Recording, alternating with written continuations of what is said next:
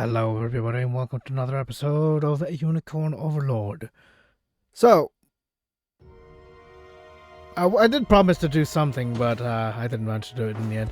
So, I'm just going to be doing some reports and then making a little bit of progress in the story. So, let's just get these out of the way. I want to get Elaine's ones out of the way ASAP. And then we'll just get the surrounding ones as well.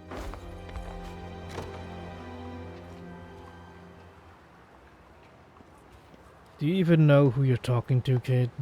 I'm working for the Liberation. I'm not paying a single damn gold. But, sir, quite a conversation you're having here. Yeah, and who the hell are you? Soldiers of the Liberation in earnest, unlike yourself. Oh, well, you see, I was just kidding about that. Pretty funny, right?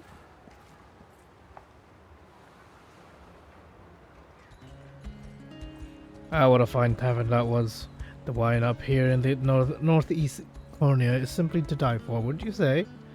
Perhaps if I was able to hold my liquor better, yet I fear age has begun to get the better of me.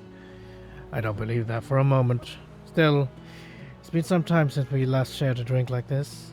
Do you remember our previous occasion, Sir Joseph? But of course, you practically drank the entire tavern dry, and grew rather unruly as a result. 'Tis an embarrassing memory, yes. You were still young at the time, just after Corny had fallen in true. For countless days I awaited orders to commence the final assault against the Noira, yet such orders never came. Before I even realized what was happening, my province had been conquered. The nobles of our land each bent the knee to Zenoira, one after the next. 'Twas peace, or so it seemed, yet I knew it was little more than fragile artifice. Even so, it wasn't long until the rest of my orders swore fealty to Galerius. Such an outcome came as a shock, of course, but I realized then that I could no longer trust those I once cherished. All the while my mind was flooded with thoughts of the fallen. Did their sacrifice mean nothing? Despair haunted my every action, and my only comforts lay in flagons of ale and drunken fights. I had become an empty shell of my former self. I even attempted to pick a fight with you, if memory serves correct. You did, though it was obvious you had drunk far more than you were capable of handling. I suppose it's fate in a way. We never would have met if not for that quarrel. It wasn't much of a fight, of course. You knocked me flat into the wall, and in doing so returned me to my senses. At the time I was scouring Febris for support of a resistance which may have come to pass. Careful to avoid the watchful eyes of Zenora all the while. For my Clive, the feats you performed in our service were far beyond those of a misguided drunk. Yet appearing as such enabled me to compel change without once raising Zenora's suspicions.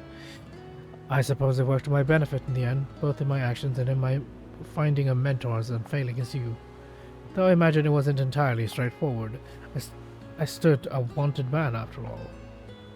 Indeed, you may not have realized at the time, but it wasn't your grand vision which convinced me to enlist. I merely needed something to do, a reason to act, a way to forget. All the better if I could avenge the death of my companions in doing so. And of course, reach a fitting end for my own life as well. I see. In any case, the shadows which once engulfed you have long since lifted. Though I presume your fiancée worries for you even now. She certainly did back then, you know. It feels as though it was a lifetime past that my family arranged for Monica and I to be married. I'm not certain you're aware of this, but she and I have known each other since we were but children. Despite my being older than her, she always treated me as if I was years her junior. I never was fond of that. Yet I know she once thought of me. That she still does to this day. What a callous fool I was. Perhaps an apology is in order then. You mean after all these years? I couldn't bear the thought. I'll not hear another word. Do it and bring a gift as well. Simply tell her everything you just told me and you'll be all right. Yes, I suppose so. And whatever shall I say to her? What utterance could possibly allay the grief I've imposed upon her? Ah, the troubles of youth. I'm certain you can come up with something, Clive.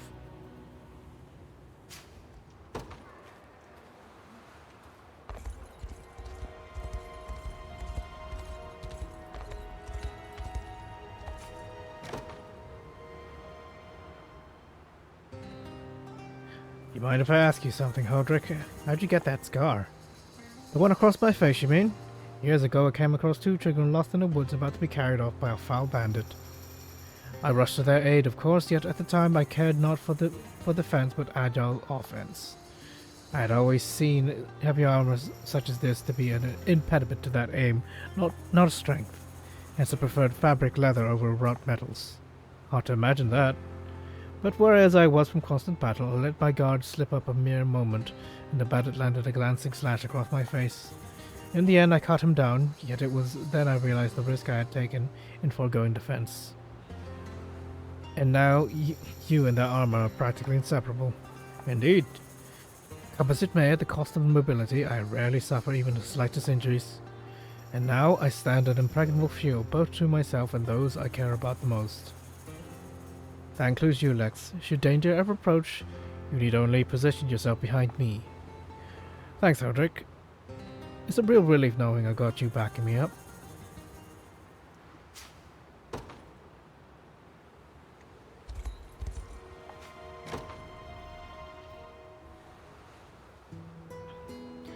Might I ask you a favor, Farron?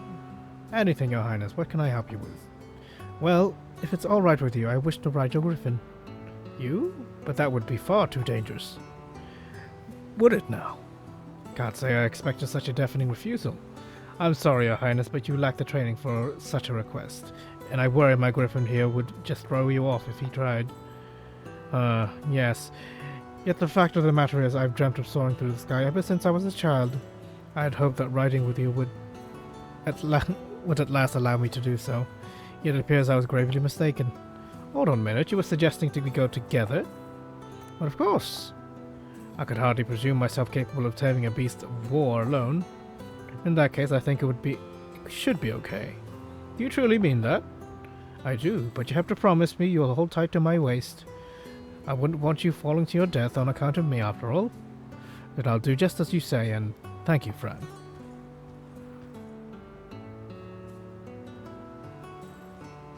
What did you think, Your Highness? It was unlike anything I could have imagined, in the best way possible, that is. I didn't expect the wind rushing across my face to feel quite so different to how it does on the ground. I'm just glad you actually enjoyed it. How could I not? In any event, I should be going now. Do tell your griffin I say thank you as well for granting an unknown passenger such a wondrous voyage. Phew, I think I would have fainted if he held me any tighter.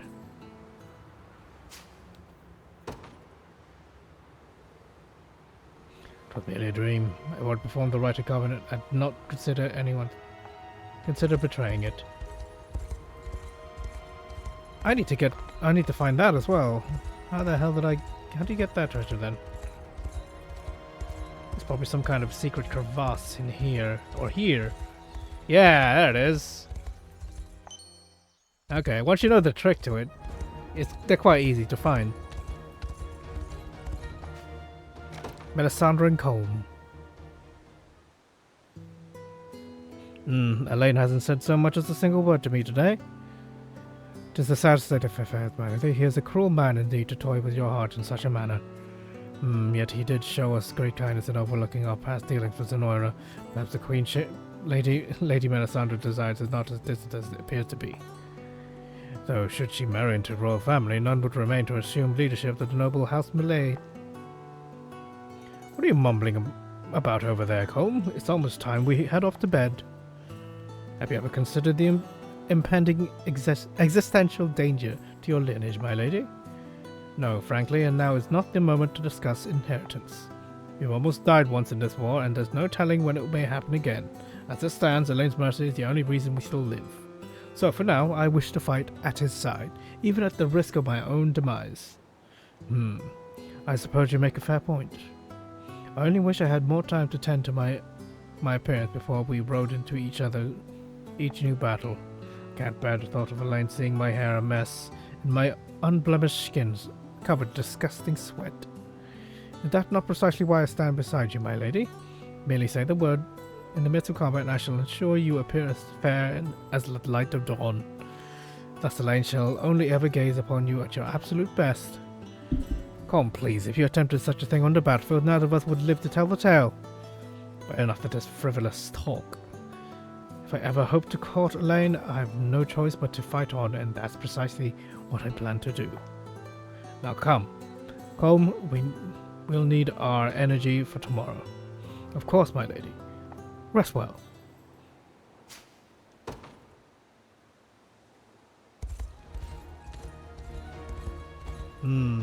That town over there, but I'll deal with this one first.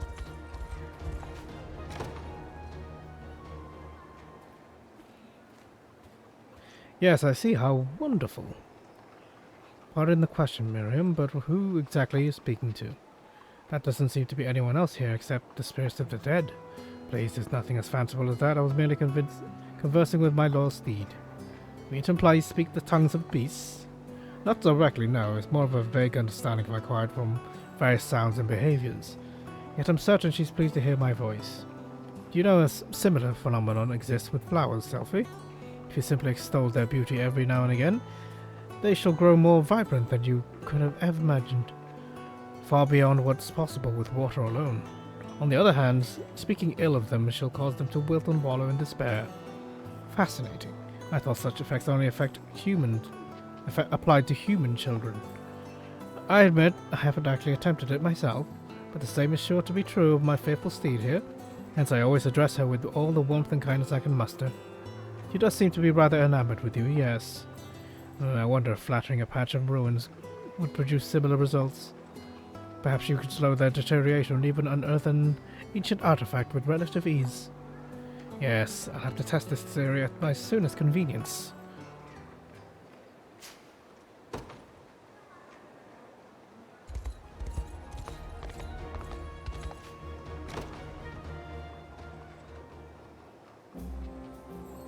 Are you okay, Rudiel? I've never seen a bruise this pronounced before. I'm fine, just got kicked by a horse is all. When exactly? Well, about an hour ago or so. I spotted Monica and Clive talking over in town. Given their history, I couldn't help but let out a nice teasing whistle. But in that moment, I sensed something move behind me and turned to see Monica's horse staring me straight in the eyes. I think you can guess what happened next. You have far too much time on your hands, don't you? Not like I was looking for them or anything. It's all just kind of happened. Spoken like a true sinner. As for me, I can't say I understand your tendency to meddle in the affairs of others. You don't have many friends, do you, Tatiana? This is precisely the kind of meddling I mean. Sorry, I hope that wasn't too rude a question, but neither do I, honestly. Not a lot of people who like how direct I am. I was thinking, though, maybe we could be friends, you and me. I'm not sure what part of this conversation would make you believe that's a good idea. But I guess you just seem like someone who's not afraid to call me out if I do something wrong. You already did earlier.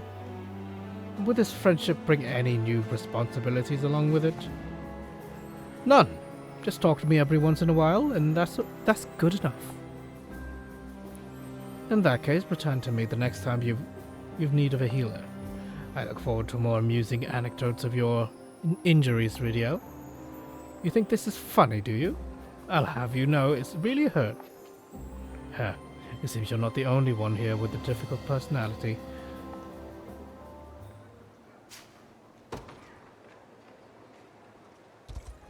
Oh, there's another one right over there. Because I know if I got this, I'd be teleported into the town, and I would be completely lost and not know where to find it. Tell me, are you satisfied with your decision to join our ranks? I most certainly am, and while I may have vacated the throne for the time being, Herman and my other retainers are more than capable of guiding Dragonhold forth in my absence. Not to mention the immeasurable debt I owe you in your liberation. In other words, yes, there is no place I would rather be. Please, you mustn't speak of debt between us. I merely acted in the greatest interest of Fevris as a whole, or so I wish to believe. Yet at times I wonder if that's merely a lie I tell myself to mask my insatiable thirst for revenge. I understand why you might believe as such, but were that truly the case, you would have never come to Dragonhold at all. Your deeds have saved countless lives, Elaine, granted hope to so many who had lost it, including myself. Even still, I fear there but one reason for it.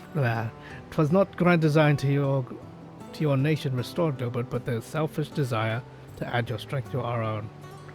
Where is the harm in such a thought? What matters most is that you marched to Brackenhole with the intent of freeing it, not why you chose to do so. Were you genuinely beholden to a lust for blood, you would never hear a word of counsel to the contrary. Rather than press forth into foreign lands, your sole aim would be striking Galeras as swiftly as possible. Yeah, no. I'm not doing that. Doing it very slowly, actually. At the conclusion of this war, Cornea's crown shall rest upon your brow, and a difficult restoration shall await your people. My father's reign saw no end to the strife between our nations, yet I for one wish to do just that, to live in peace as neighbours as we rightly should. Pardon the lecture, Lorraine. I should know better than to patronize a future king. The scourge of Zenora is at last no more. What future awaits these lands?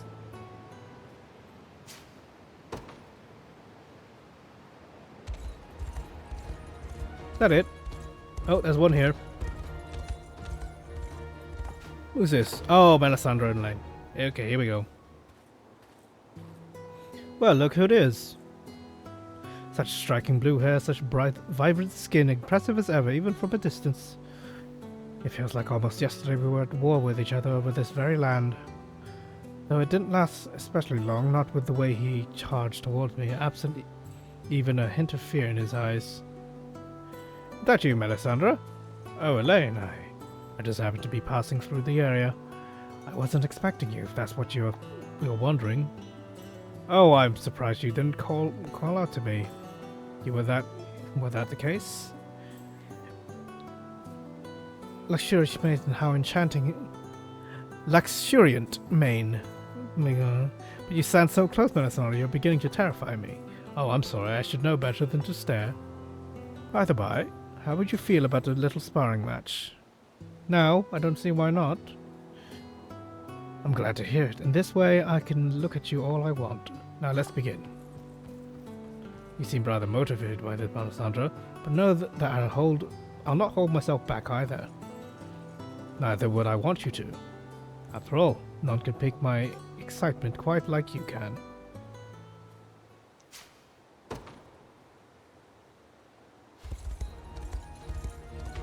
Aha! That's a few here.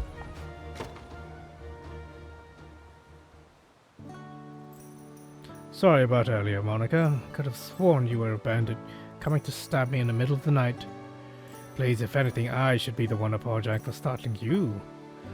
Though you did give me quite the scare in return when you trained your crossbow on me. Yeah, and now your fancy armor is all covered in dirt because of it. Not exactly the look I'd expect from a noble. Perhaps, yet appearances mean little amongst soldiers. Fellow soldiers, each of us are but equals, united as one beneath the Liberation's banner.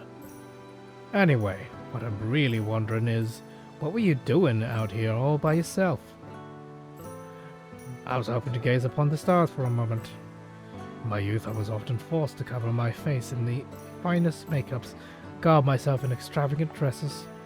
It was all rather constricting, as you might imagine. Yet at night, I should return to my room and stare out the window at the dark expanse which looms over our world. Compared to the endless stars which dot our skies, my problems felt trivial. Such a realization brought me great comfort indeed, as it still does to this day. I guess being a noble's not as easy as it looks. I always used to be jealous of people like you know. But hearing what you went through makes me glad I grew up in the desert. I was free, even if it meant struggling just to survive. It is a privilege I long yearned for myself. Yet now that I have attained such a life, nothing could dampen my outlook, not even being covered in dirt from head to toe. Hey, Monica. Let's go to the oasis together next time we're in the desert. A place like that, you won't need any fancy makeup or expensive dresses. All you gotta be is yourself, and nothing more. Same as when you're looking up at the stars. That sounds lovely, Lisa. But I fear I've never learned how to swim. Oh, don't worry about that. I'm a great teacher. Never implied that you were going to swim. You're supposed to just sort of hang out in this secluded place. Ah, second part of Primhenhilda. Sisters, Hilda? I've been asked to do a little shopping in the city, and I was wondering if maybe you'd like to join me. I'll be glad to, as long as it doesn't take all day. Come, let's be off. Ah, that store over there had the most wonderful gallets. If you're feeling hungry at all. I am, but we're not here for lunch, Prim. Why don't we bring some back to the camp for later? Are you sure we can't stop just for a moment? I've been wanting to take you here ever since I first tried the place here, myself. But we haven't even set foot in the market yet, let alone purchase the thing we need. Oh, come on, there'll be plenty of time for that later. Hey, quit pulling. Is she just bringing her... Okay, she's bringing her wyvern into our tavern, into the shops. Hey, look at this hairpin, Hilda. It's perfect for you, don't you think? Enough, Prim. The others will think we've gone missing if we keep making childish detours like this. It's okay. I already told them we'd be back late. Now follow me to the store over there. I'm sure you'd love it.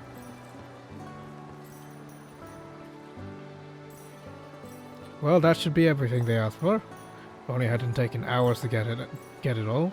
That was some journey for one simple errand. Must have gotten a little carried away there, sorry.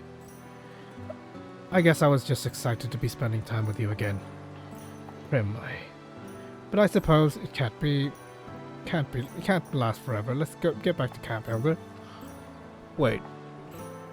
I want to do this again sometime. On our own, I mean, not for someone else. But when we do, I'll have to pick out a new hairpin for you instead. You really mean that? Oh, I can't wait.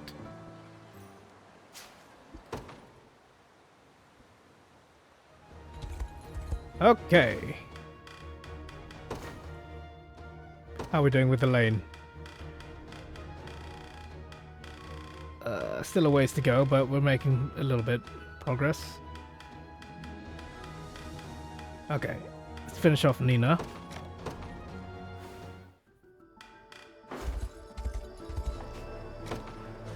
Ithilion and Galadmir. Is it only me, Galadmir, or is there something oddly calming about these frozen lands? I'm certain it's only you. Standing still for even a moment will see us buried to waste in snow, or battle consumes twice the energy as it does elsewhere.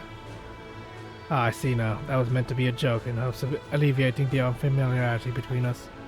To be frank, I had thought you for the jesting type. I didn't realize I was quite that unsociable, I'll have you know. It was no joke. In that case, the harsh cold must be clouding your judgment. Come, we should get you somewhere warm before the stupor grows worse. It's not it either, it's just this place reminds me of the subterranean city I'm from. Cold, dark cold, yet beautiful in equal measures. I feel at home here. Almost as though I could lie down for a nice rest. Yes, and it would be the last rest you ever took. It's clear to me now that frigid climes have dulled your wits. Here, I'll drag you back to Ter Rosalind myself if I must. It is a strange sensation, I'll see that, but if anything, I'm guessing the only ailment afflicting me is a severe case of homesickness.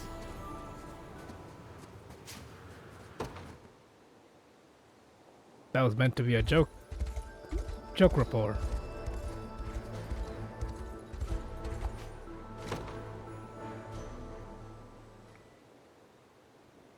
Grr. Ha ha ha. Hold a moment, please. I need a second to catch my breath. Well, perhaps it wouldn't if you were actually helping instead of laughing at me. Who knew it was this difficult to properly fold an omelette? Still, I'll not give up yet. Forgive me, Nina. I don't mean to poke fun at your misfortunes. Especially when I'm not even certain I can succeed at the art myself. Perhaps I should attempt it before I speak any further, Yes, you can laugh all you want once you can prove you can actually do it. As you wish, one perfect fold right away. Ha ha ha. Seems that every time I hope to focus, memories of your past failures come flooding into my mind. Oh, you broke it. There goes your right to tease me, your highness. Indeed, and your laughter at my expenses is, alas, well earned. Present trouble aside, Nina, it's rather incredible how quickly your skills have developed. There's not a shard of eggshell anywhere to be seen, nor has our food been cast to the ground in frustration. Soon enough, the plight of your initial endeavor shall be but a distant memory. No doubt, but I have a marvelous assistant observing my every move. How long does he plan to look after me, I wonder? What was that, Nina? Oh, nothing important. Now then, for the finishing touch. A portrait of you, my prince, drawn entirely in ink. I think that's what it said. He didn't give me the time.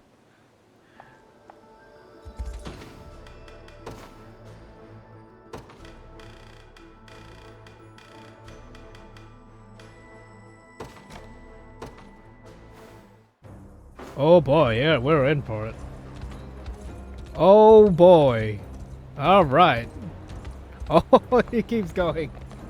It keeps fucking going. Okay, alright, we're in for it. This is gonna be a big one.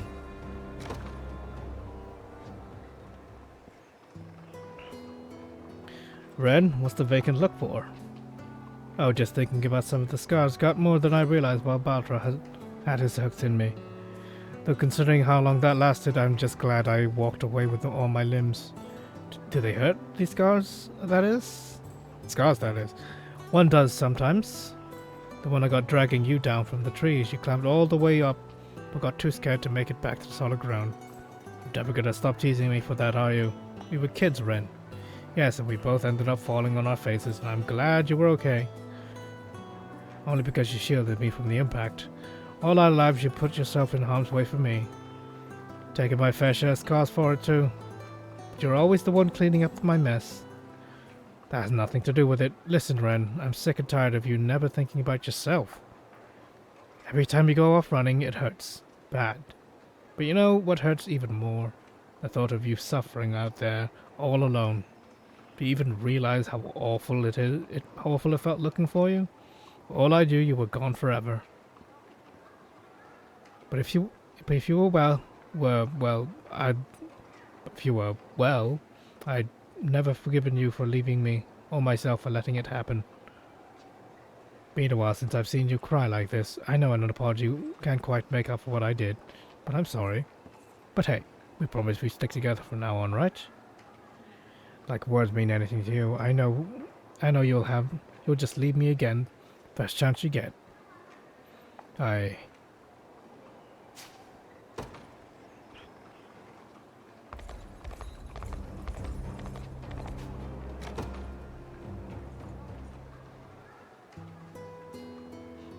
have to say, Gilbert, it's good to see you actually know how to use the sword of yours. Most of the time you just stand there and let Leia or Herman do all your fighting for you. Almost made me wonder if the blade at your wrist was mere decoration. But you proved otherwise in that last battle. It is a relief to hear, and I assure you, I never meant to conceal my prowess neither from you nor anyone else. Oh, then what would you say to a little sparring match? I would refuse, of course. Come now. It will be fun. Not to mention the scandal you might face in failing to meet a challenge from the Princess of Cornea. I suppose I've no choice then. I always knew you would come around. You might act all composed and rational, but we both know you can't resist a proper contest. It would be endearing if it wasn't so predictable. I'm well aware of my failings, thank you, though strangely enough, I only seem to succumb to them when I'm with you. Oh, do go on. We've spoken long enough already. If you wish to spar, let us do it now before my next strategy meeting. Don't worry, I'll make sure this is over quick. Just spare me the sobbing when you're soundly beaten. I ship it. Virginia, Queen of Drakenhole. That means we get. There's common interest in being allies.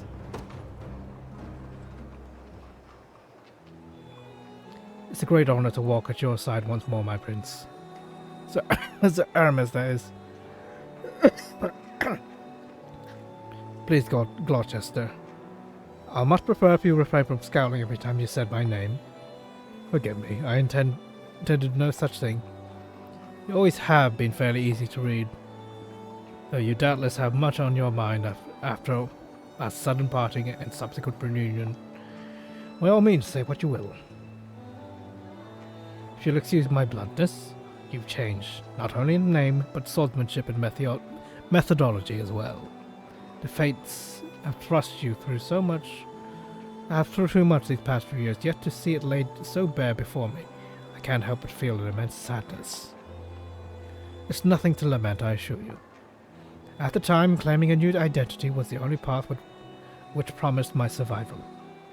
And despite my struggles, I dare say I would make the decision time and again, if given the opportunity. But Prince Ludwig, what's done is done, though I admit you've renounced your past quite remarkably. It mustn't be easy awakening from a year-long spell to learn you've committed such grave sins. And yet you don't hide from the truth, but face it head-on. It's a trait I wish I possessed myself. Your words humble me, Sir Aramis. But I entreat you, don't keep the pain you feel entirely to yourself. I know well the inclination, yet if I can't be your aid amidst times of sorrow, I have no right to stand at your side in days of peace. Thank you, Gloucester. I couldn't ask for a more earnest retainer. Very well. Your ear will be the first and only thing that I pull.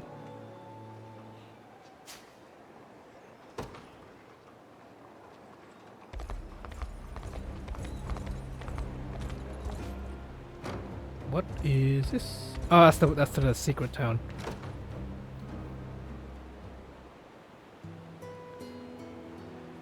If you don't mind me saying, Joseph, it's good to see how much the lad has grown since the last time I saw him. Ever since that horrible day 10 years ago. I have to wonder how did he fare after fleeing Cornea. As well as you might expect, his own mother lay slain and he was made to abandon the only home he had ever known. By the time we reached Malavian shores, his spirit was fatigued in both body and mind. He scarcely ate one meal a day, and neither study nor swordship could hold his interest. Yet over time he made friends on the island. They trained together, learned together, and reveled together in the carefree way only children can. Before I knew it, a smile had gradually returned to his face. It's good to see he found people he cares about. Even now, they're practically inseparable when we're not in battle. Of course, I couldn't always be there for him myself, but even if I were, I doubt I could have ever healed his broken heart the way they have. By the by, he would often ask after you during our time away from Cornea. From what I could gather, he feared he may never see you again. Really now? Indeed. Memories of your childhood together lent him much strength in these troubled years. I thank the Father above for reuniting you after all this time. Huh. Maybe I should try a little hard to connect with him then.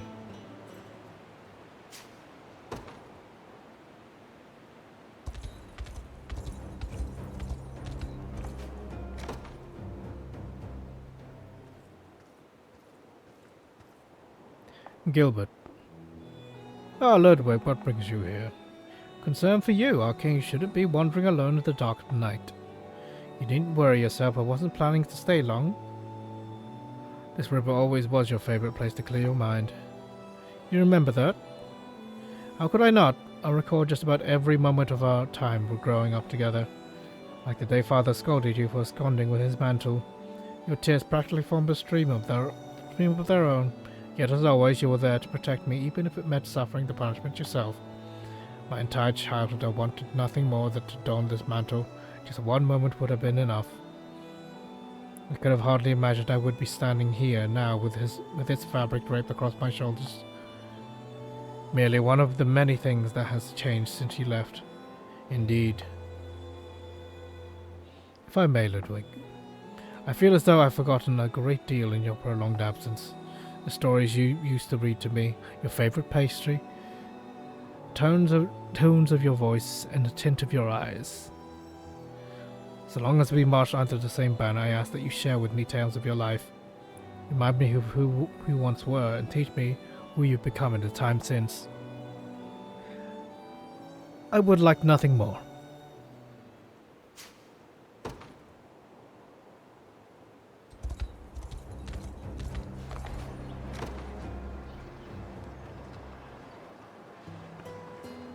Do you recall when we first met, Lady Benengara? It was during a royal ball at Castle Thor Draga 10 years ago. Sorry, I can't say I remember you. It's strange though. I don't think I'd miss sight of a hair like that.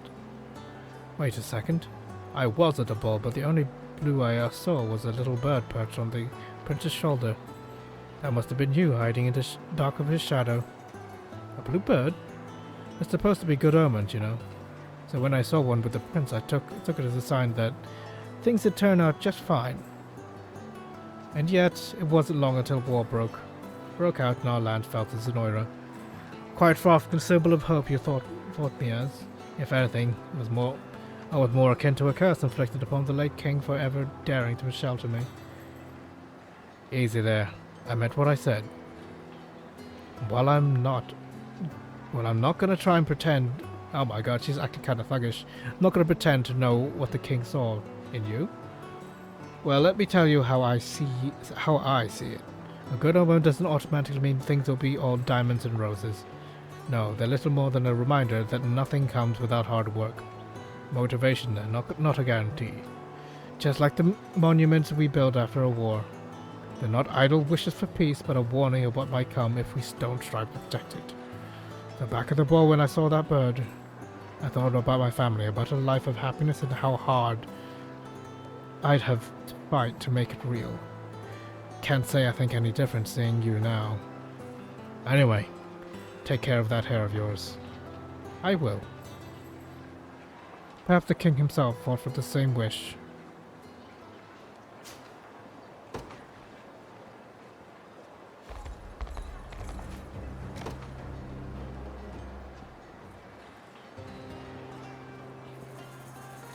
Come on, Travis. Put that book down for a second and let's have ourselves a good old-fashioned fist fight here.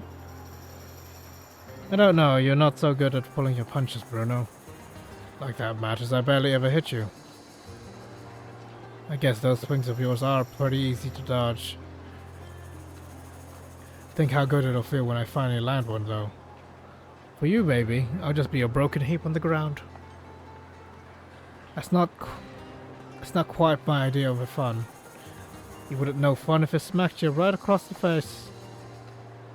Maybe I'll ask Elaine instead, he'll spar with me. You can't seriously be thinking about punching a prince. I've got an idea, why don't you read a book? You mean with all those squiggly little letters and stuff? Not a chance, pal. Just looking at that thing makes my damn head hurt.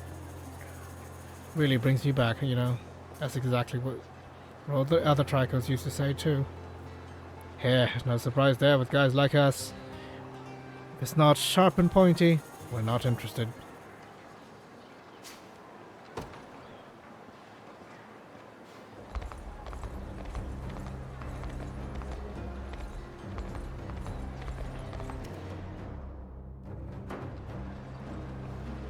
That was weird, what the hell? Oh well, while I'm here. Got a keen eye on ya.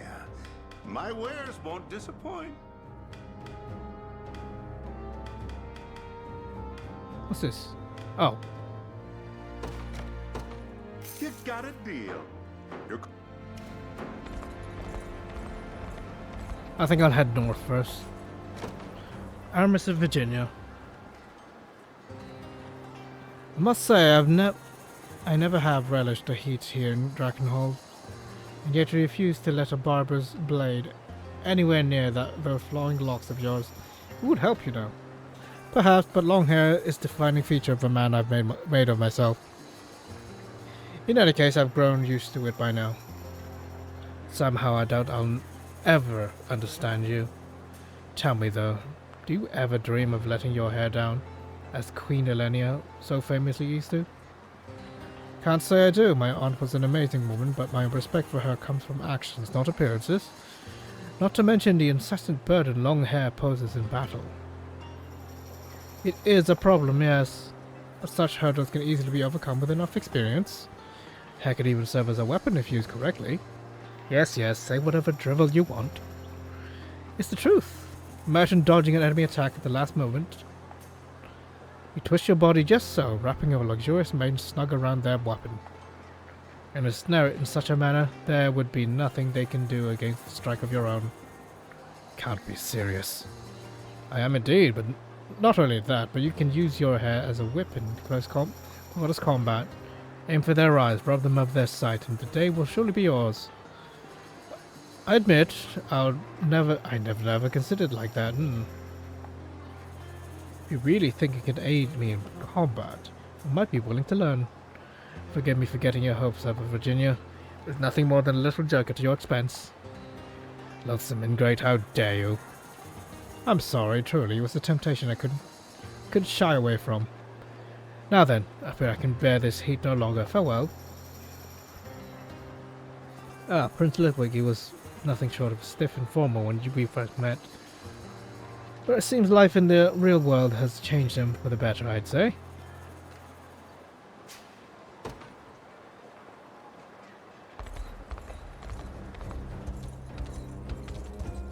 Just follow it to the end, and then I'll work my way south. Or not. I can just keep going, I suppose. Come on, game. Give me a break. Oh my god. Oh my god. Okay. I'm gonna follow it here, and then I'll work my way out. Oh. Let's go. If it ain't my best pal Robin, how can I help you? I want to hear about that friend of yours. The one you said took his morals to the grave. So it's not worth telling, not for me or for you. Well, I think it is. Now come on, up with it. Suit yourself. I had a partner once, back when I was still learning the trade. I would never stop talking about wanting to be a knight. It was all justice this and sacrifice that. And when a pack of bandits started attacking a nearby town, he went after him alone. Of course, I wasn't about to let him march off to his death, so I followed pretty close behind. But the bastard saw me. And just as they were gonna strike the killing blow, my friend jumped in the way, took it himself. So yeah, there's only one person I'm looking out for now, and it's me. Didn't realize you had it that rough. Well, you know. And I don't know. What the hell is he saying? But I don't need your sympathy for what it's worth. That's not what I'm getting at. I honestly could have guessed it was something like that, but I was happy just calling you a coward instead of learning the truth for myself. I'm sorry, Jeremy. First the boss and now you. Why can't everyone just leave me the hell alone? You ask me, you're all too damn nice for your own good. And you're the ruthless dog you pretend. You're not the ruthless dog, okay? Just don't get any big ideas about jumping in front of me, okay? You go and get yourself killed like that, and I'll regret ever telling you about this in the first place.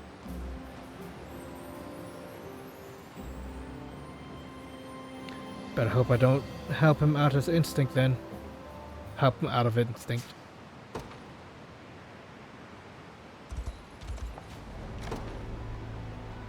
I haven't heard from Renault in a while. Long last you found the conviction to join our march. Ah, Joseph. Knight-errant Laurent, was it? I admit you had me deceived at first. Yet the thrust of your spear soon made your identity clear as the evening sky. Was it truly that obvious? I had hoped to slay Renault so that Laurent might live, but it seems my efforts were so little avail. 'Tis a good thing, too. Only a fool would abandon their own existence so easily. Though despite your failings you live on, ever thriving for a greater future. As I sworn to do in the Liberation's name, yes. Much promise lies in those words, Renault. And in that lance, your aptitude in which rivals even Hodrick's. If I recall, such skill once earned you top honor in a jousting competition held by the Ashen Blue. Yes, 'tis a fond memory indeed. I only pray the point of your lance is as sharp as ever. But of course, Sir Joseph. And with it I shall pierce the heart of Galerius' foul ambitions.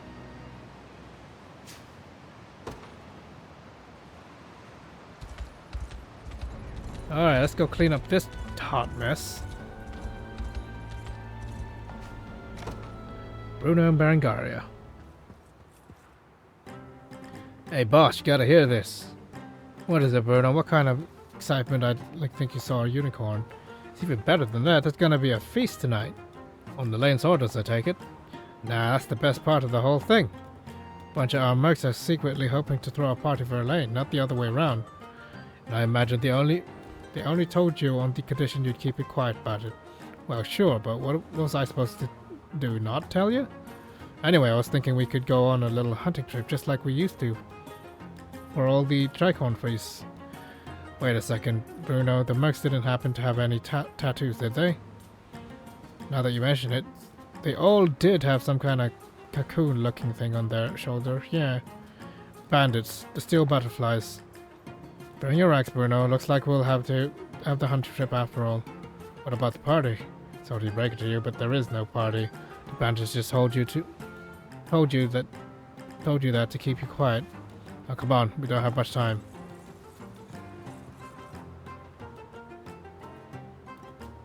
You did good back there, Bruno. If not for you, we'd all be face down in the ditch right now. Shame about the feast, though. I was looking forward to throwing back a few rounds together.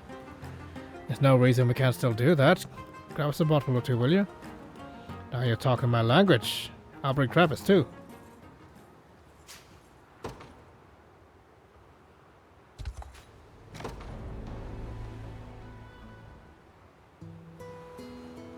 Armaments sharpened, food prepared, clothing examined, pillows fluffed.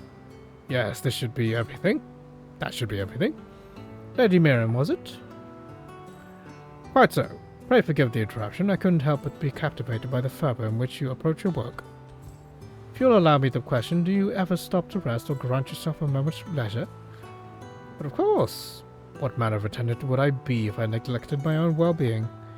As for leisure, I've recently begun research into how I might brew the perfect cup of tea. A labour which Lady Melisandre has benefited quite greatly from, I might add.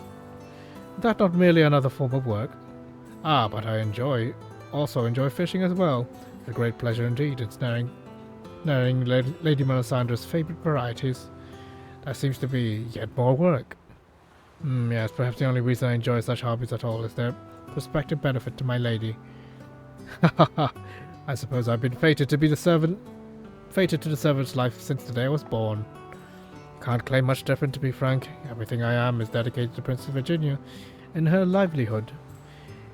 Yet it would seem I've still much to learn in the ways of devotion. I shall take this exchange to heart, Sir Colm.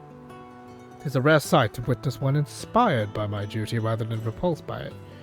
Yet I accept your word with pride. In any case, apologies again for the interruption. You've clearly much left to do. Ah, not at all. My tasks for the day are already complete. Then how do we plan to occupy ourselves? Well, I suppose my lady's tent could use some tidying up. I should begin thinking about tomorrow's dinner. It would seem an attendant's work is never truly complete.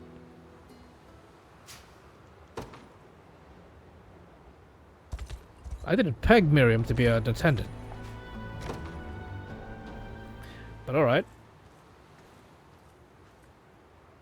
Living out, Jeremy. Ugh. Not sure where to. Nearest tavern's hours away from here.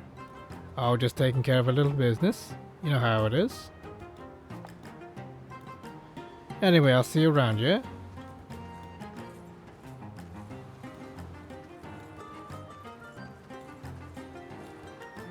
Could you please quit following me? Not until you tell me why you stink like a damn alehouse. I smelled a lot of different booze in my day, but whatever you've got, that's one I don't recognize. Gotta be kidding me. Well, you planning on sharing or what? Just one drink and we can forget this ever happened. No point trying to hide it now. Fine, follow me. Been keeping this bottle stashed away in the old church here for years now. Stuff's real quality too, so don't go gulping it down like whatever's, well, you used to. Here you go. That's some color you got on this. Can't wait to see how it tastes. Well, I'll be damned. That's incredible. It's got just the right balance of flavor and burn. Goes down smooth as anything. I'm begging you, just a little more. Hey, give me that back. You already got your end of the bargain, bastard. Oh, that's a real drink. This can't be happening. Oh, nothing better easing the mind than a nice strong brew. Ha ha ha. Come here, you old fool. Polished off the whole damn bottle.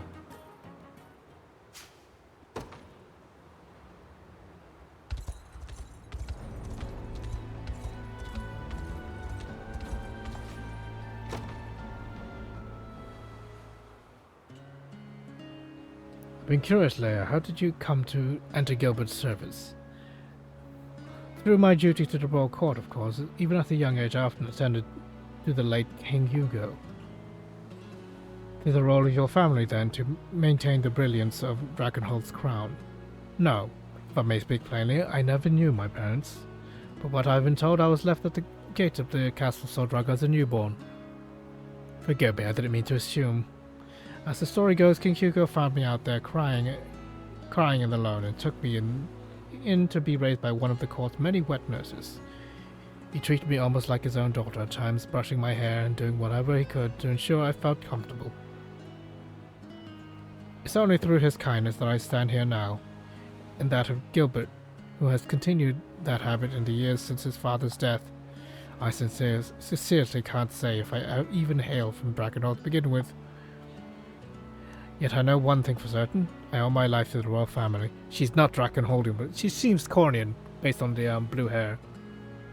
Thinking about it now, I find it hard to tell if it was sympathy which motivated King Hugo to take me in, or if he was purely struck by a passing fancy. But my stance on the matter will forever be unchanged. I know how you feel, Leia. At least to an extent. Much of the reason I was compelled to survive was because I had to do so for the sake of my lineage. No matter how hard I wished it was love, and only love.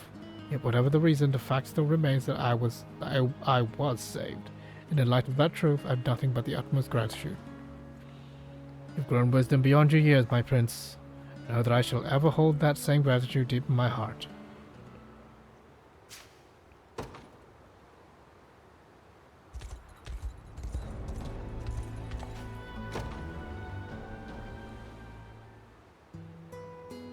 Tell me, Leia, how fare your efforts of late?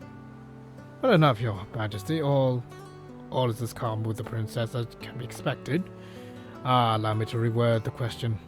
Is there anything you desire, Leia? A simple wish, a displeasure to stifle, or perhaps a dream left unfulfilled? Where's this coming from exactly? Long have you dedicated your life to my well-being, yet I rarely hear you speak a word of your own aspirations. If there's anything I can do to better your days, you need merely say so. In that case, I already have what I want, to serve you in our nation for as long as I live. I suspected you might say as much. Very well then. I've no choice but to supply you with a sizable jar filled to the brim with the pickled radishes you love so much. Please, my king, I could never accept such a lavish gift. Yet accept it you shall. That is, unless you have another request to make of me. Well, I suppose I do have one dream. I'd very much like to gaze upon a three-headed beast. Is that so? I know the idea to be a fictitious one, but they appeared in every last of my favorite stories as a child. This is a challenging ambition to fulfill, yes, but I'm glad to hear you voice it even still. From this day forth, I shall scour all of Fevris, or even the most tenuous mention of a three-headed beast. You don't think it's childish, your majesty? Of course not. No dream could ever be too fanciful, for that's precisely what makes them dreams, you see. Now, my search shall take time, but I would be glad to provide you with literature from the castle library in the meantime. Thank you, truly.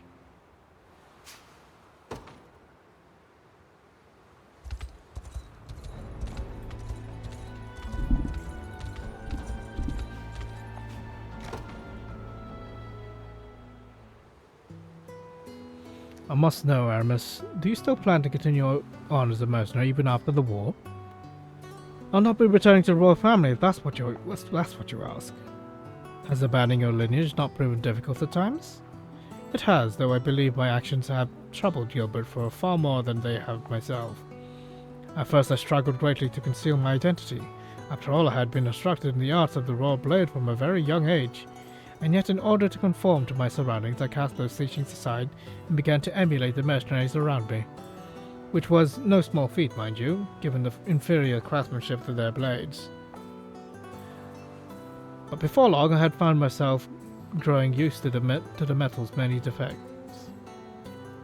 And as I did, I began to prove in a way that I needn't let my bloodline define who I am.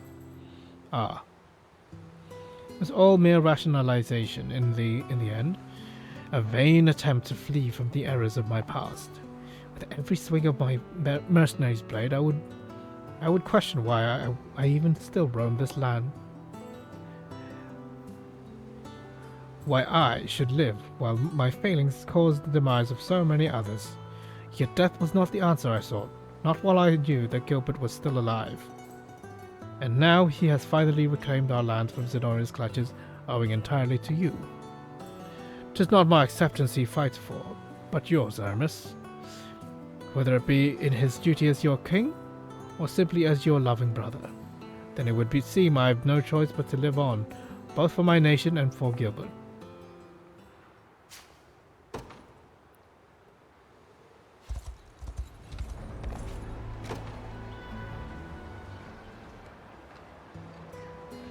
I must say, I didn't expect to be identified so quickly, and here I thought myself a more masterful liar than that. Honestly, I did think myself mistaken at first. Your mannerisms aren't quite what I call royal, but there's no hiding the eyes of our late king. I'd rather you not make the comparison. I've long since abandoned my noble blood. Still, it's only natural you see him in me. I know you bore a deep love for my father. You also know I have to ask, why did you forsake his throne? As your brother has said, there are so many among your people who wish for your return. And you, Lear? What is it that you wish for the man who did nothing but watch as his father perished? Well, until his dying breath, my king desired the prosperity of Drakenhold above all else. Yet I'm certain he would be grateful to see his eldest son survive this war, no matter how that came about. And I feel much the same. Now cease this senseless self-loathing, please. To be frank, when I realized it was you who stood before me, there was no anger in my heart, only relief. Which is why you kept my identity hidden. Instead of using your knowledge of it against me, that is. What duplicity are you implying? Forgive me, I didn't mean to discredit your loyalty. In any case, thank you for not doubting my intentions. And for idolizing my father so dearly.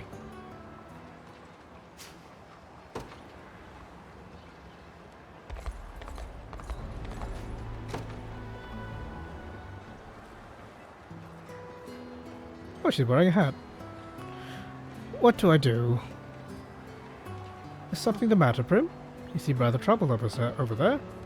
Oh, Sir Aramis. Well, it's embarrassing to admit it, but I've spent almost all my money at the local tavern. Oh? Whenever I put in a hard day's work, I always reward myself with a hearty meal. But lately I've been working even harder than normal, meaning my diet has grown somewhat out of control.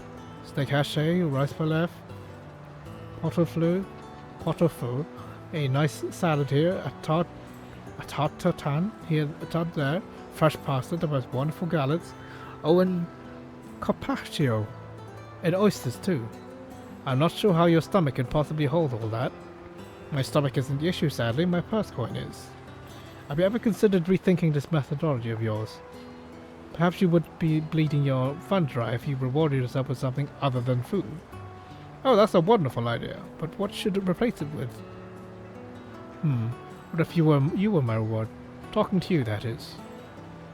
No, I don't think that will work at all. Oh? Right, of course not. I'm sure you have far better things to do than entertain me whenever I please. That's not a problem, Prim. Were that your reward, I could never speak to you at any other time. But that would be almost like punishment. I only suggested it so I could learn more about you, too. Did you now? Well, far be it from me to refuse the wishes of so beautiful a rose. I'm sorry. You may ask about me any time you'd like. But first, we must decide upon a new reward for you. You going to help me think of one, Sir Aramis? How could I not? After all, I was the one who suggested it in the first place. I suppose so, yes. Let's see here. I ship it. That's a good ship.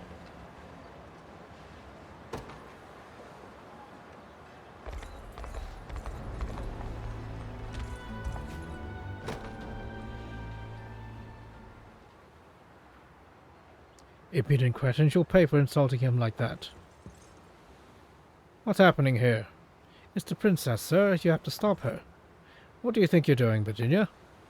Oh, just having a civilized discussion with my friends here. As for you, you don't want to know what'll happen if I catch you spreading such slander again.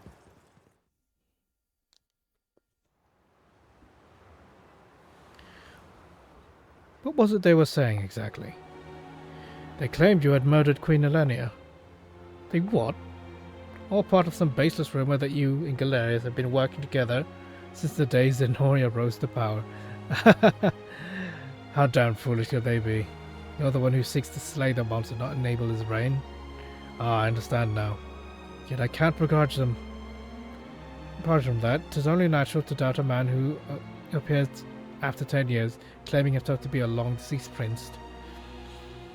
Action alone shall prove those rumors false now. The bastards can't even imagine the pain you've been through. The pressure of carrying the hope of a nation entirely on your shoulders, the utter despair of losing everything you hold dear. It makes me sick just thinking about it.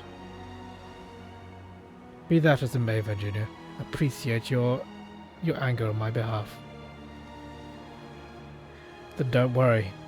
There's plenty more where that came from.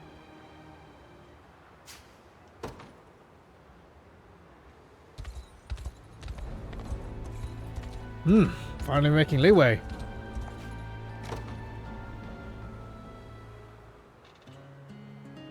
Ah, Berengaria, how are you feeling? Better, thanks. Sorry about that. There's no trouble in the slightest. Though I must ask, why do you not stand by Travis to comfort him in this time of need? First, let me tell you what it was like getting put under the bastard's control. Thoughts of my brother were the first to go. I was consumed, haunted by an all-encompassing thirst for vengeance. And then silence. No cares in the world, no worries, no pain. It was almost like I was fast asleep at the bottom of the ocean. It made me wonder if things weren't better off that way. Hence you feel guilt for ever succumbing to its allure. It was all nonsense, of course, and now that I have my body back, the only thought I've got left for Zenora is hate. Yes, there's not a person alive who doesn't wish to let go of something. Countless souls suffer under the weight of who others expect them to be, myself included. You understand that? After what I've done, Gilbert, I don't deserve to stroll back in like nothing happened. And no matter how much I want to pull him close and apologize, I feel wrong for even reaching out my arm. I abandoned my own brother when he needed me most. I abandoned myself, too. But I'm fixing things little by little. Getting my revenge is just one small part of that. I appreciate the concern, though. I imagine Ludwig thinks much the same as she does. Yet whether or not she feels he deserves it, there is no greater ally or nor friend than your very kin. Would that he could see it by himself.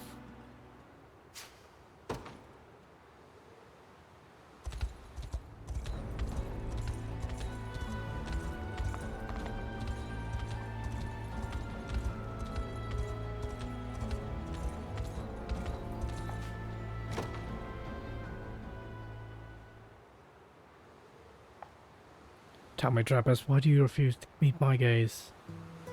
Isn't it obvious? Because I'm embarrassed. I'm sure you remember walking in on me and Ren apologizing to her after we took Soldraga back. 'Tis nothing to be ashamed of. Ludwig and I embraced in a similar way, I'll have you know. I get that stuff the same no matter what class you were born into. Indeed, beneath the crown and crest, the king is no different than any other man. Make it all the more impressive that you're running this country all by yourself.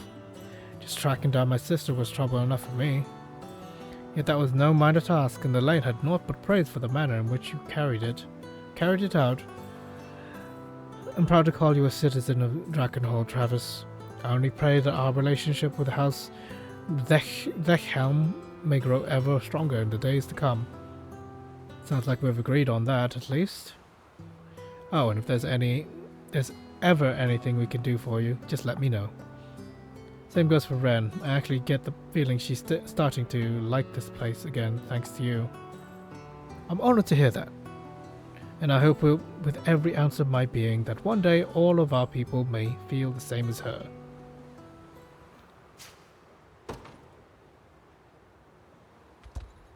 Oh, there's one up there.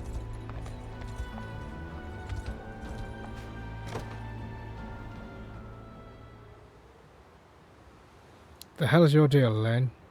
I'm sorry? I don't get it. You're still just a kid, but you're out here leading one of the biggest armies Febru's ever seen. And yeah, you've got help, I know. But it's a tough job, that was true, even running the tiny little band I used to. So it's almost scary seeing how easy you make it look. Not to mention I was fresh off working for Zonora when you asked me to join. Why weren't you afraid of me, damn it? I was. I still am, of a great many things. My lack of experience chief among them. But then I think back to the day that Cornea fell. The look on my mother's face as she bade me flee. In that moment all I could see was the concern she bore for me, not even a hint of fear. Even though I know she was only trying not to worry me, I've long since decided to carry on that spirit. No matter what terror I might feel, my army shall never know a trace of that. Huh.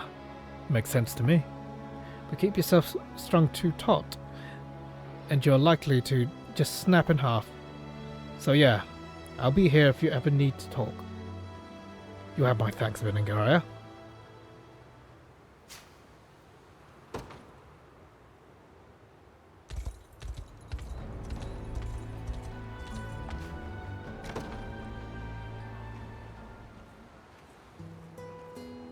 I have my arm, I have my belt, and why does it feel like I'm forgetting something? Have you really been inspecting your gear all morning, Fran? It's been hours from by now. Well, yes, I was hoping to lighten my pack before we set off, actually. And I've gathered my essentials and checked them over dozens of times, but I still feel like there's something I'm forgetting. Worry anymore, and the stress is likely to kill you. Besides, it can't be that important if you're struggling that hard to remember it. Yes, you're probably right. I'll stop thinking about this and go get some rest. That's an order. Of course, Princess. Maybe I'll head back to camp and take a nice, relaxing nap. Though, what if bandits attack while I'm asleep? Or you come across an insect and I'm not there to chase it away? Enough of all this senseless worrying, Fran. Whatever happens, Kitra and I will handle it. Even a bug if necessary. But I could never impose on you like that, Princess. You can and you will, whether you like it or not. There she goes. How am I supposed to sleep when I can't stop wondering if she's okay?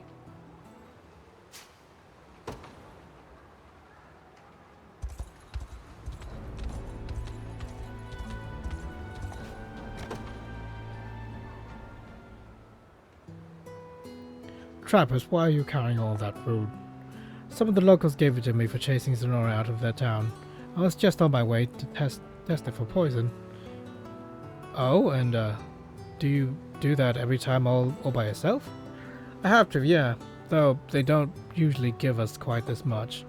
But don't worry, I've got an antidote from Yana in case anything actually is poisoned. I'll smell anything strong enough to kill me before I even take a bite.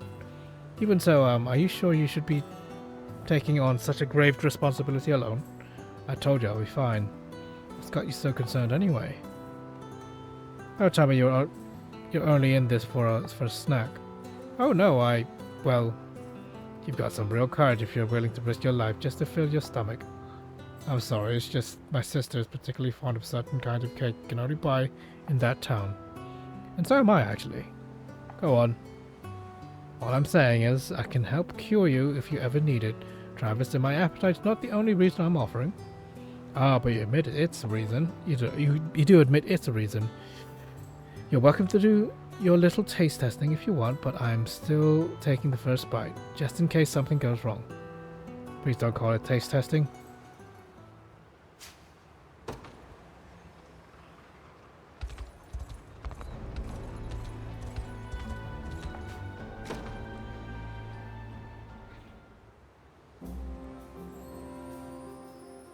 And there's another one. Nobody told me the men of the Liberation would be so handsome. He's nothing compared to Elaine, of course, but far more beauty than I'd expect from a simple mercenary. Lady Melisandre of Cornius' esteemed House Millet, you've been watching me for some time now. To what do I owe the honor? Apologies, Sir Aramis, was it? You carry yourself quite unlike your peers, with more refinement, more elegance. It makes me wonder where you hail from. Is it noble house of royalty, perhaps? By their heavens, no, I've simply learned common courtesy so as to not offend the lords and ladies I serve. Though I admit, I've always had a fondness for the stage. If you think me well suited to it, I'll gladly accept your compliment. Then would you be able to play the role of a bandit instead, or a barbarian, if you ask? Of course, should one of our tactics require such a ruse, or should my employer will it? Strange. For a sellsword, you don't seem very motivated by money. If anything, you're more like a heroic prince. One who hides his noble standing in order to fight for justice. You think too much of me, my lady. My heart beats for gold and nothing else.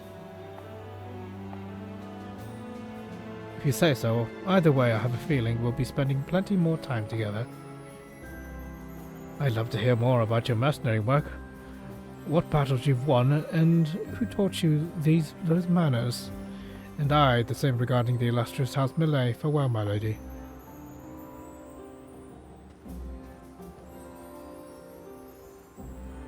She has been keener than I thought. I'm not used to being caught so unaware. I'll have to watch out for her moving forward.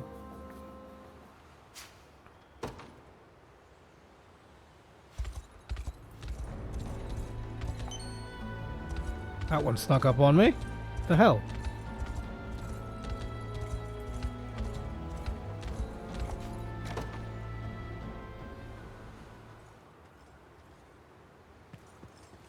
Leah! Is everything alright, my prince? It is now, yes. In truth, it looked from afar like you were standing here crying, but it seems the light of the moon was playing tricks on me. I'm fine, yes, though at times after everyone else has gone to sleep, I find myself succumbing to a sudden rush of loneliness. A sensation which can only be swept away by the gentle evening breeze. I've felt the same myself ever since I was a boy. The silence of night tends to ignite all manners of merciless thoughts. Back on Palavia, I often solved it through walks by the shore, staring out at the endless expanse of the black ocean. It frightens Joseph no end to wake up in the middle of the night and find me missing. Something similar happened to me once. Having slipped out of bed to roam Sandraga's dark castle halls, I came across King Hugo doing just the same. I feared the worst, of course, but rather than scold me, he simply ushered me back to my room and began to sing. That was the first lullaby I had ever heard, a warmth I had never before experienced. In that moment I couldn't help but wonder if that was what it felt like to have parents of my own. 'Tis a lovely memory indeed. I'm not certain I bear the attitude of song like Hugo did, but if you'd like, I would likely stay by your side until the tide of sleep eventually rolls in. Should you not be getting rest yourself, my prince? Worry not, Leia. I'm wide awake, having just come from a war council, so I'd love to keep you company for a while, assuming you don't mind. Perhaps you could tell me more of King Hugo while I do. I would very much like that. And thank you for always treating me with such ample kindness. Now, when I was just a girl of only 7 or 8,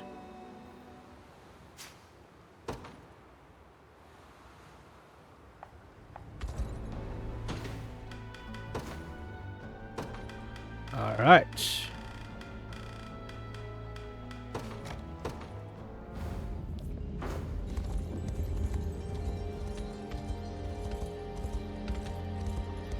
Oh boy, it's a long line. Very long line.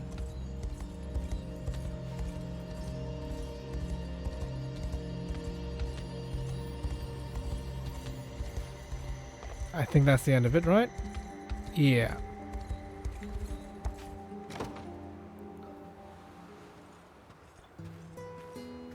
I must know, Radio, what were you like as a child? Where's this coming from? I couldn't say really, I'm just curious, I suppose. Sure, if that's what you want. It's not easy being a half-elf. Nowadays, most everyone tends to keep their distance from me. Although things were different when I was young. Kids are innocent until they learn to hate. So I had plenty of friends I used to play with, none of whom cared who I was or where I was from. But the older we got, the less they treated me like one of their own. I couldn't understand it, at least not at the time. But I do now, and the cold reality of that hurts me. Truth hurts. Almost as much as losing every friend you've ever known. Forgive me, Ridiel. I should never have asked such an insensitive question. In truth, I have no experience with such discrimination myself, and I'll not claim to understand how you feel. But I hope to create a kingdom where none will have to suffer as you have, ever again. Knowing you, I have a feeling you might just do it. Let us pray. You're right. Yes, stop the racism. Marry Rosalind. Normalize hybridization.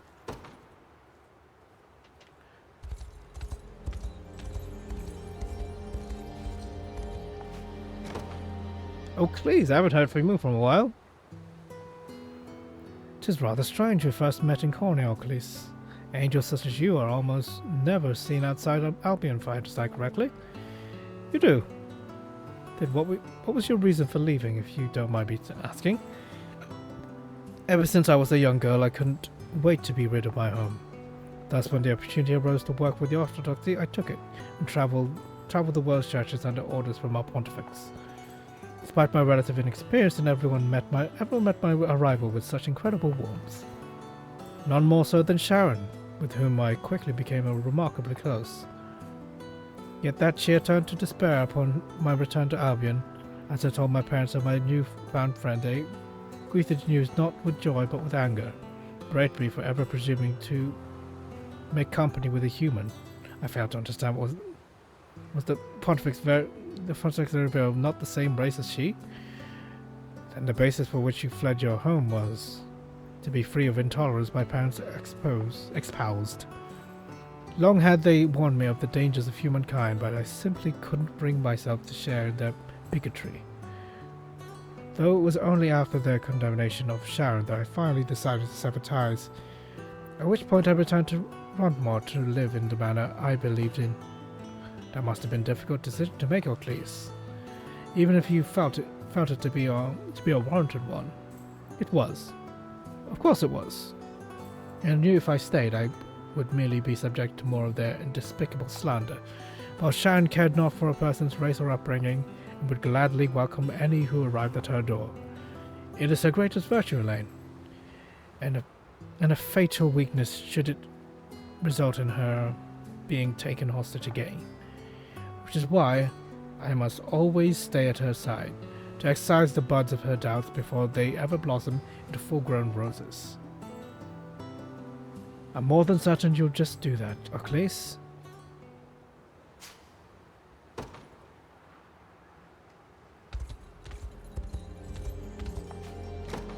Galadmir. Lina Lagos. Yeah. A word, Galadmir. It's come to my attention that you've injured your left arm. I'm not sure what you're talking about. I assure you, you needn't hide it from me. I can tell you're nursing the wound even now. But I wonder, why have you chosen not to present it to a healer? Can't let Eltalin find out about this. Knowing her would simply cause her worried for my safety. But I can't claim I deserve such return, especially after failing to protect her myself. So please, keep the secret from me. This is far from the first time I've been wounded, and surely won't be the last. Now let's never speak another word of it. As you wish, and if it makes any difference, I understand your sentiment. I too merely watched the Zenorians ravage our lands and abducted Arturanos. Even my poor attempt at resistance ended in near surrender. You need never conceal your troubles from me, Galadmir. I shall gladly keep them between us and see them remedied however possible. Thank you, Lina Lagos. I'll not hide from you any longer. Wonderful, now come. A bit of healing magic should set this right again in seconds. I ship it.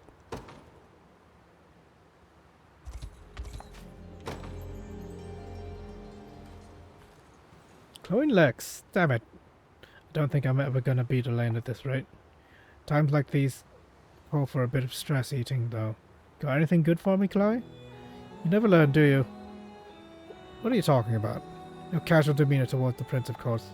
I saw you sparring just now, and friend or not, don't forget you're still his subject. Can't you try being at least somewhat formal with him? Look, I know you're really focused on getting that stuff right, but I don't know. I think I'd rather just keep doing things the same way I always have. We're not children anymore, Lex. If you speak to him like that after he's ascended the throne, you could easily find yourself tossed in jail, or worse. I mean, yeah, I guess, but getting all stuffy just makes me feel like we were not even close anymore. It's already sad enough seeing how much Elaine changed since we were kids, you know? Well, I guess I can't deny that. But I'm glad you're still the same as ever, Chloe. Kind of relieved, to be honest. Lexi. Anyway, me and Elaine are friends, and nothing's getting in the way of that, no matter how noble he gets. And I don't want him thinking all this prince stuff is changing things for me, either. So yeah, if you ask me, I'm better off not doing a damn thing different. I might not agree with that, but I do understand. And I think I see why Sir Joseph's been so reluctant to have the conversation with you. Guess he's already seen the light, huh? Oh, and don't you go changing on me either, Chloe. I want to keep your friendship just the way it is. Oh, friend-zoned! By the way, you were looking for a snack after His Majesty messaged you, remember? Yeah, there's plenty of leftover bread you can have. Oh yeah, totally forgot about that. Do have a point, though. I doubt I'd like it very much if you started being all formal out of the blue. Oh, you're talking? I hate it too. And never change, Lex. Man, I do ship those two as well. Since Elaine does get with Scarlet in my one.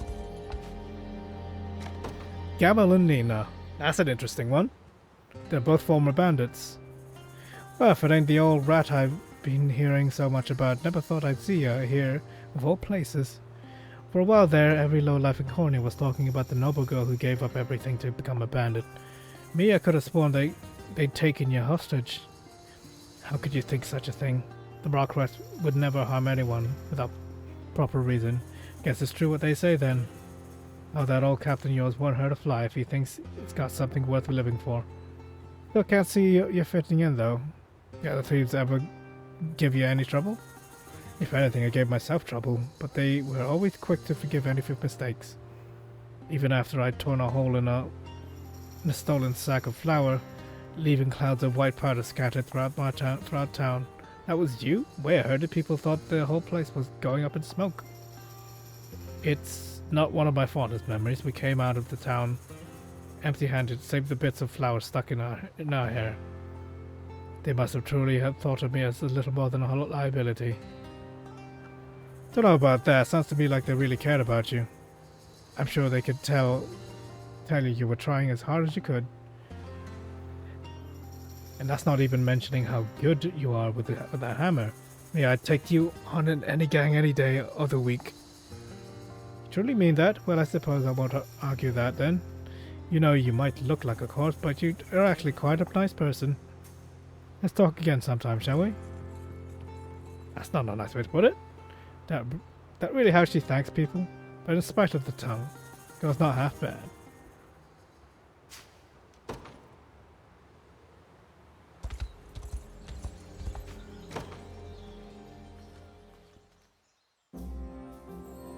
I admit, Elaine, you performed quite admirably in my test of your intentions. Now, if only you were better suited to fighting besides Tor Estelinda, you might just earn a passing grade. Is that meant to be a compliment? Not as such, no, I'll concede you have talent, but it's being entirely wasted at the moment. You and Lex have spent a great many years training for this war together, but always practicing with the same person means you only know how to react to their particular way of doing things. You must learn how to adapt with a new partner. One like me, if you're willing. Are you certain that's necessary? Of course I am. There's no telling when an enemy archer may attempt to strike you down. And the stronger you grow, the more assured I can be to Lind's safety under your command. So that's what you're after. In part, yes, but I meant every word. Now, what do you say? It would be my pleasure, Galadmir. I look forward to learning what an attendant to the Tyrannos is capable of. Just the answer I was hoping for. Hoping to hear. What incredible strength. On your feet, Lane. It's not too early for you to be giving up now.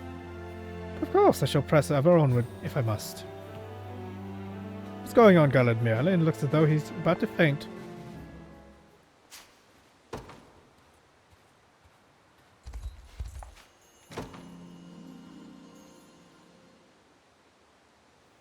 Have you ever considered resting a moment, Travis?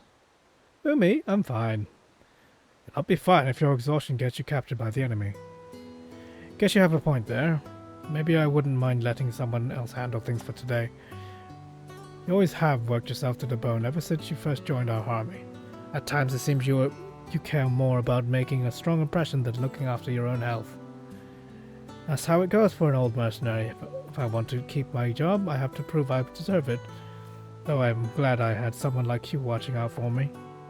I was observing you, actually. It was the only way I could be certain you weren't a mere spy of Zenora. Sounds fair to me. And that just makes me even more thankful you decided to let me stick around. We would have been fools not to. Your talent is an indispensable part of the Liberation's cause, Travis. And upon our reclamation of Cornea and His Highness' ascension to the throne, it would be most assuring to have one such as you at his side. We have a long road to walk until that day, of course, yet I pray you continue to assist him for years to come. Easy there, Joseph, you don't need to grovel. Forgive me, I should be going now. Looks like I've got plenty more work ahead of me.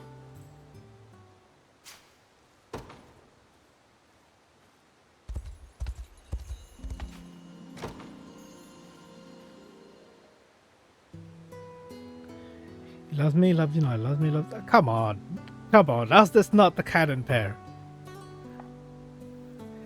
I'd do it 1,000 times, it would always end the same way.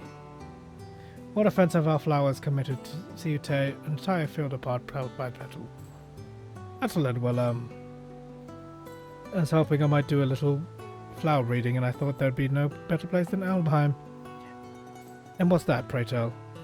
Do you not know it? You pull the powers off a petal saying he loves me or loves me not. With each petal picked, whichever you say, the last petal tells you how the person feels about you. I see, this is difficult for me to say, Scarlet, but if you only ever use one type of flower, like the ones found in this field here, your result will always be the same. That is, they all have the same number of petals. Hence, if you want this ritual to end with a favorable result, you'll have to first find the correct breed of flower. One with the odd number of petals, I mean. You surely can't be serious. If you already knew what would happen before you started, then it wouldn't be much of a game now, would it? That's true, yes. But are you not doing this in pursuit of positive fortune? I'm certain it would be painful indeed to be met with a failure at every occasion. Yet if you find the divination process to bear meaning, then I suppose no amount of disappointment could ever subdue you. It's a matter of the heart, Ethelinda, not logic. Here, maybe you'll understand if you try for yourself. I brought this flower from Cornea too. You'll have no idea how many petals it has. That's what you wish, then very well. And forgive me, I should never have offered my opinion without first experiencing it on my own. Elaine loved me. Elaine loved me not. He loved me not? Wait, why did you choose Elaine? He loves me not? He loves me. Not so fast, eh? You still have a petal left. I do, yes, but did you give me that flower knowing it has an even number of petals? I wouldn't dream of it. But now you understand, right?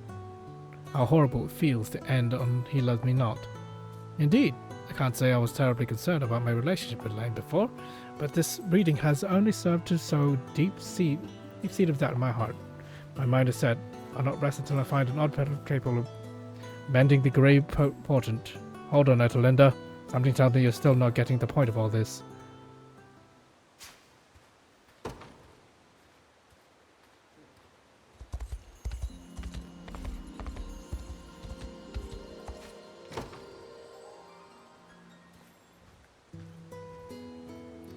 What lovely birds. Sorry, you say something?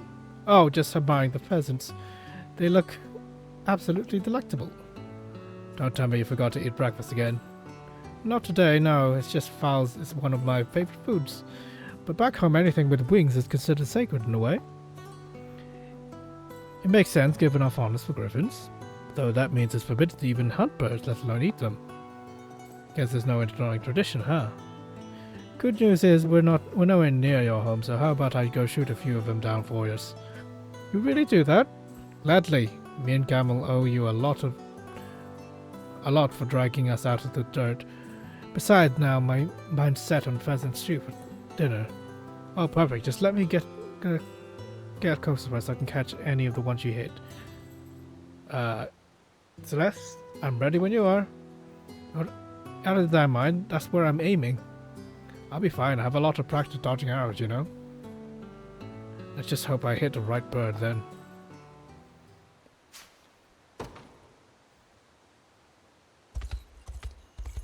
Much further.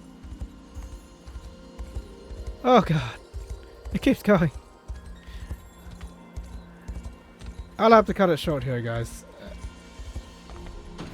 Just save the game quickly so I don't have to do this again. And I'll see you next time, guys. Bye.